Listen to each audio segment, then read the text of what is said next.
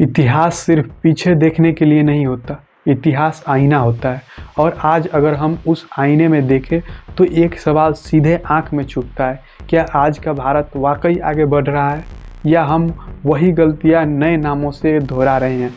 आज़ादी के बाद भारत ने कई रास्ते चुने, कुछ सही थे, कुछ मजबूरी थी और कुछ ऐसे भूलें थी जो वक्त के साथ और गहरी होती चली गई। अब जरा शांत होकर एक एक करके उन्हें समझते हैं। नंबर 1, व्यक्ति की पूजा।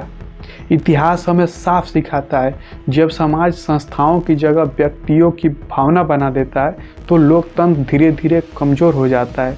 आज़ादी के बाद हमने क्या किया? नेताओं को पूछने के बजाय पूजना शुरू कर दिया। गलतियां कहाँ हुई यह सवाल देशद्रोह बन गया, और जहां सवाल गुनाह बन जाए वहां गलतियां राज करने लगती है। गलती नंबर 2, समस्याओं से ज़्यादा पहचान। देश की समस्याएं जटिल थी, गरीबी, शिक्षा, स्वास्थ्य, रोजगार, लेकिन इन पर लंबी मेहनत लगती है और राजनीति ने आसान रास्ता चुना। पहचान चुना, जाति, धर्म, क्षेत्र और भाषा। समस्या हल करने की जगह भावना भड़काई गई और भावनाएं हमेशा समाधान पर भारी पड़ती है। गलती नंबर 3, इतिहास से आधा सच। हमने इतिहास को समझना छोड़ दिया है। हमने इतिहास को हथियार बना लिया। जो हिस्सा सुविधाजनक लगा वो बताया गया, जो सवाल खड़े करता था वो छुपा दिया गया।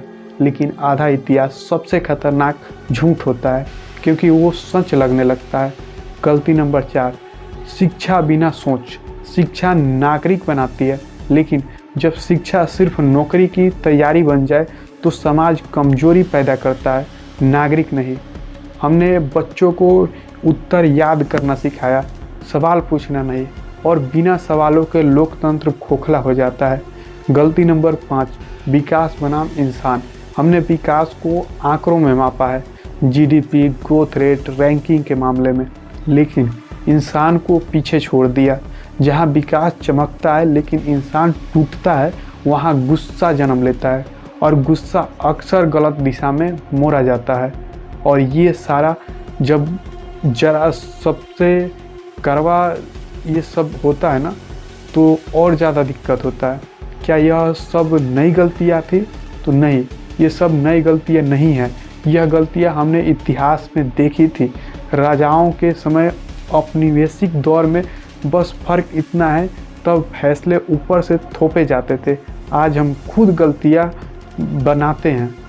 अब यहाँ एक बहुत ज़रूरी बात, इसका मतलब ये नहीं कि भारत असफल हो गया, इसका मतलब ये भी नहीं कि सब कुछ ख़त्म हो गया।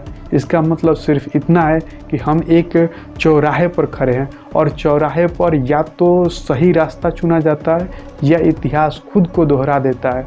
अब सवाल है, सही रास्ता क्या है? सही रास्ता नागरिक बनना है। देश सरकार से नहीं चलता, देश नागरिकों से चलता है। जब नागरिक सवाल पूछता है, सच सुनना चाहता है, अपनी पसंद पर भी शक करता है और जिम्मेदारी लेता है, तब कोई भी ताकत देश को भटका नहीं सकती। सही रास्ता संस्थाओं को मजबूत करना। नेता आएंगे जाएंगे, लेकिन संस्थाएं बचनी चाहिए।